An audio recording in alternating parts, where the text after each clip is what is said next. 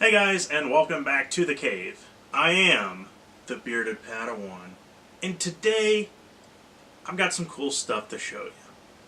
Now, it seems like anytime I go anywhere now, unless I'm hunting for Star Wars pops, I generally don't find what I'm looking for, but I always find really cool stuff that I don't normally see or think about getting.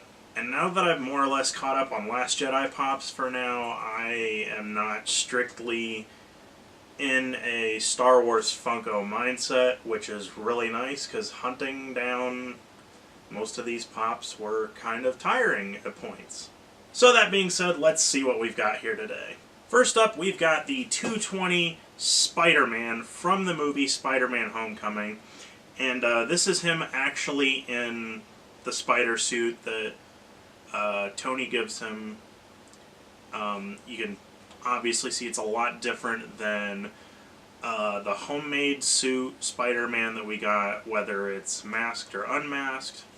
And it goes really nicely with the unmasked homemade suit. This was definitely in the top 5 films that I've seen this year. I thought Tom Holland did a great job. At some point in the future, I'd like to get a pop of Vulture. So we'll see if I can manage that in the next couple weeks. And my favorite piece that I found on this week's haul is the 2017 NYCC shared exclusive of the 8-bit Dig Dug pop. Now, you're probably thinking, Mikey, Dig Dug is from the 80s. You were born in 93. What's the big deal? But I remember getting one of the little video game things that you literally plugged the 3 colored wires into the TV, and one of the games they had was Dig Dug, and I logged so many hours into that game, so I thought it was really nice to, find one in the wild. I had seen one in Columbus a couple times, but I just never thought of picking it up, and then up at Mansfield today they had one left. To my knowledge, they're not getting any more in, so I'm really glad that I picked this up. The design on it is just incredible. These things are a little bit heavier than traditional Funko figures, which kind of go figure, but I'm really excited to have picked this up. Really excited to see where they go with the 8-bit pops. I know we're getting a lot of Teenage Mutant Ninja Turtles. We've gotten a Batman one already, and there's a rumor that there will be Star Wars ones done. But I guess we'll see what happens with that. Lastly, this isn't so much of a Funko find as it is something that I just really enjoyed recently. If you haven't watched my previous videos, I like to dabble into comic books a little bit. And over the past week, I started and finished a 4-issue series called Captain Phasma: Journey to Star Wars The Last Jedi.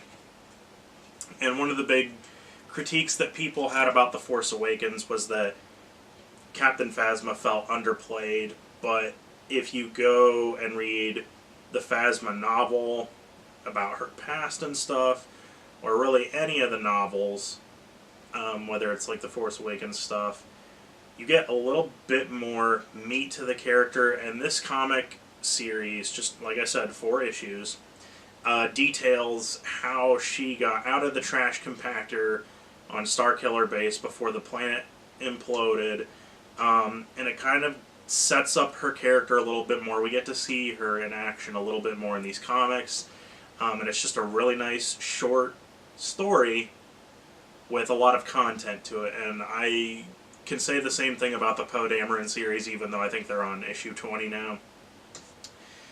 And as much as I prefer DC over Marvel, I've said it before, Marvel is really killing it with these comics. They're adding a lot more to some of the characters that we might not have gotten that much detailing on in the sequel trilogy so far, whether it's Poe Dameron or Captain Phasma.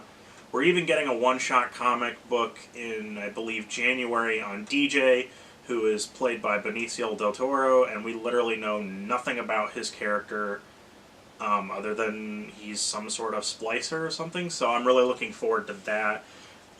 If you haven't checked out any of the newer Star Wars comics, whether it's sequel trilogy stuff or just older comics in general. I know there's a couple Darth Vader series and a Darth Maul series that's going on. I highly recommend that you go to Barnes & Noble or your local comic shop or wherever you can get your hands on these things, and just check it out. Usually places have issue 1 of different comics really cheap. I know here at Gamescape in Mount Vernon we have a dollar bin, and it's just a really nice way to check out something new while you're stuck waiting for new movies, unfortunately. So again, the Phasma series is just 4 books long. It's a really wonderful read.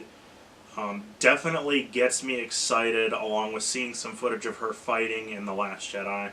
So yeah, let me know your thoughts on Captain Phasma, what you hope to see in The Last Jedi, or even Episode 9, if she survives that long.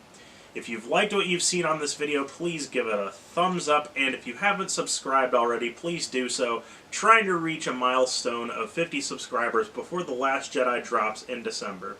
Once again, I am the Bearded Padawan, and we'll see you right back here next time.